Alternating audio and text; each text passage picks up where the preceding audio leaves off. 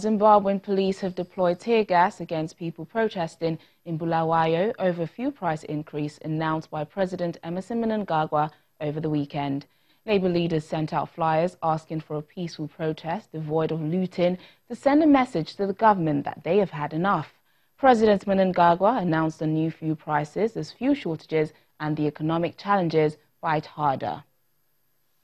Sunday brought small pain for Zimbabweans. Diesel is now $3.11 a litre, up from $1.38, while petrol is now $3.31, up from $1.43 a litre. President Emmerson Mnangagwa came bearing the bad news himself, complete with reasons.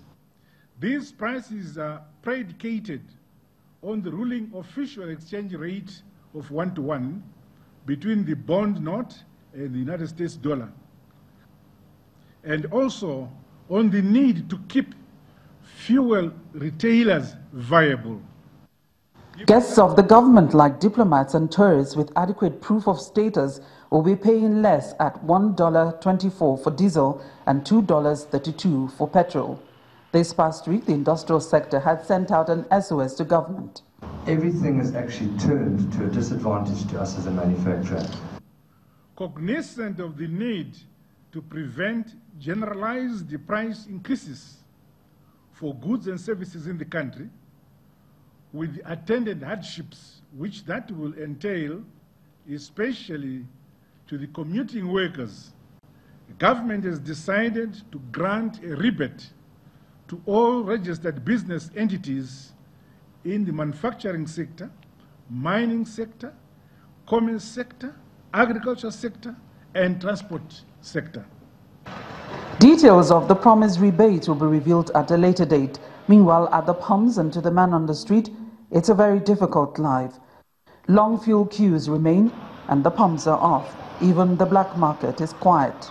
The statement sort of brings the price of fuel closer to the market price, and it removes the subsidy. So I was actually expecting to find fuel easily today, because as you see, it's still the same thing. We're still queuing up and there's nothing at the pump. It will definitely affect everything, because with the increase of the price of fuel, it means every retailer, every business will increase whatever they are producing, because they need to use their transport, they need to use cars in order to bring in the goods. Today we have to trek. We walked about 3 kilometers to get transport to come to work, and I ended up getting to work late.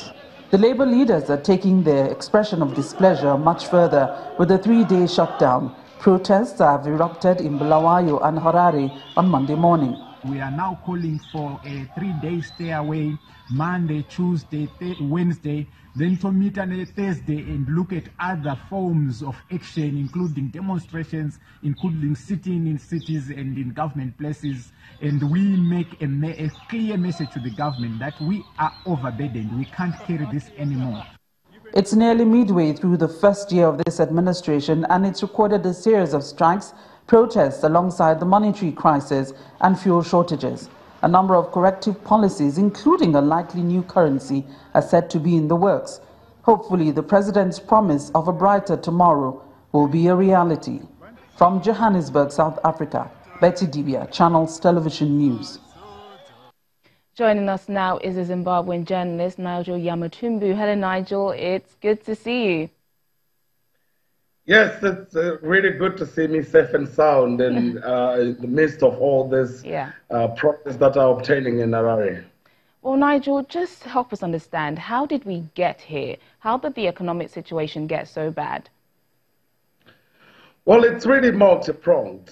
I think, Chief, at the heart of the crisis is obviously the political crisis that remains unresolved since the July 30 disputed election, which also had international observers, including the European Union, the International Republic Institute, and the National Democratic Institute in the United States, not endorsing all the electoral processes entirely, and other key agencies, including the Bretton Woods institutions and the Commonwealth. So there really has not been much reprieve or relief for President Mnangagwa's administration from institutions that would ordinarily be able to support the economic reform agenda in Zimbabwe, largely due to this political legitimacy crisis. But beyond the political legitimacy crisis, we also have the economic policy inconsistencies themselves that are shooting right back at President Mnangagwa. The policy that the bond note is equal to the United States dollar is really just a pigmentation that exists in government's imagination. In reality, it's not sustainable. It is a lie, and you can't cheat the market. You can get away with some electoral malpractices, but you certainly cannot get away with market forces. Well, Nigel, a year into the Mnangagwa administration, how is this affecting the public opinion of President Mnangagwa? It's a huge dent, actually, with only a few months into his term that you got since the elections of the July 30 elections. Comparisons with former President Robert Mugabe, which is something that a number of Zimbabweans would never imagine, that there could be a leader who is worse than former President Mugabe in terms of politics, in terms of the economy. And there's what is currently obtaining on the ground. A lot of people are actually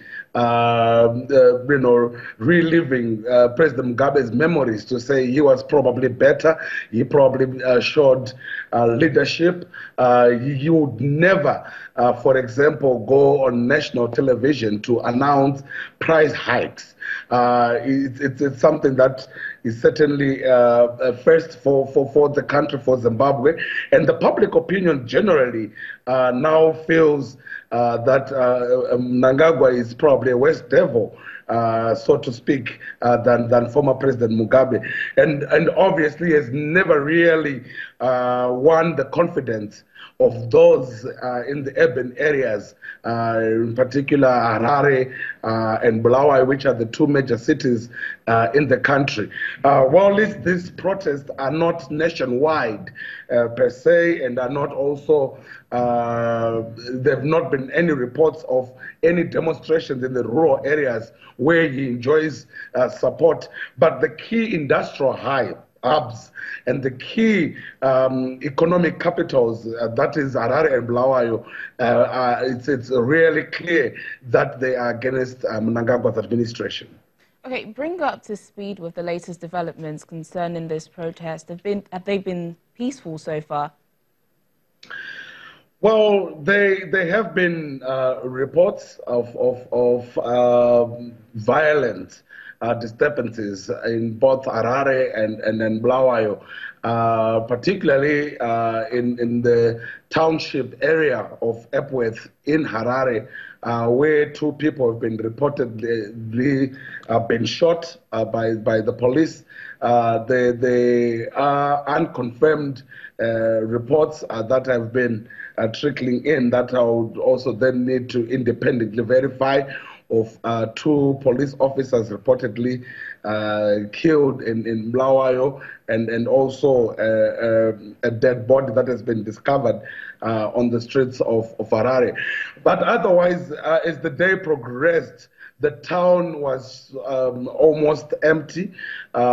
People generally have heeded the calls, particularly in Harare and Bulawayo in particular, the calls for staying away, for staying at home.